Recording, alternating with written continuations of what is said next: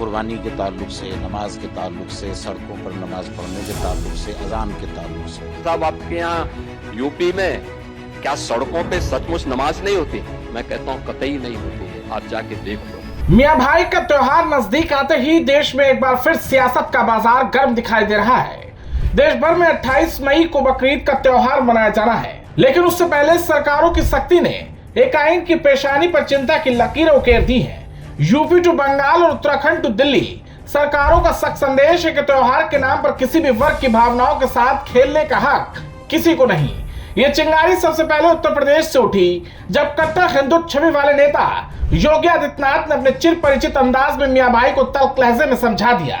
नमाज पढ़नी आवश्यक है, आप शिफ्ट में पढ़िए, हम उसको रोकेंगे नहीं, लेकिन सड़क पर नहीं। सड़क चलने के लिए एक आम नागरिक, एक बीमार व्यक्ति के लिए, एक आम नागरिक के लिए, एक कामगार के लिए, एक कर्मचारी के लिए, एक सामान्य नागरिक के लिए, एक व्यापारी के लिए हम सड़क को बाधित नहीं करने देंगे। यूपी से निकलकर ये बवाल बंगाल पहुंचा, जहां आजादी के बाद पहली बार भाजपा के सूर्य का उदय हुआ तो योगी के नक्शे कदम पर चलने वाले मुख्यमंत्री शुभेंदु अधिकारी ने भी बंगाल के अवाम को यह समझा दिया कि प्रतिबंधित पशुओं की कुर्बानी नहीं होगी। गुस्साए टीएमसी का गुट कोर्ट तक पहुंच गया, लेकिन कोर्ट ने भी सरकार के फैसले को बरकरार रखते हुए टीएमसी की याचिका को खारिज कर दिया। सरकार के यही कड़े नियम मियां भाइयों के गले से नहीं उतर रहे हैं और इस आइन के रहनुमा बनने वाले नेता इन्हें बरगलाने में भी गुरेज नहीं कर रहे हैं। चुनाव से पहले टीएमसी से अलग होकर अपनी पार्टी बनाने वाले हुमायूं कबीर तो इसे आग से खेलना बता रही हैं। बकरीद के त्योहार को लेकर सरगर्मी केवल 2 राज्यों तक सीमित नहीं, बल्कि नमाज और कुर्बानी पर हर राज्य में रार देखने को मिल रही है।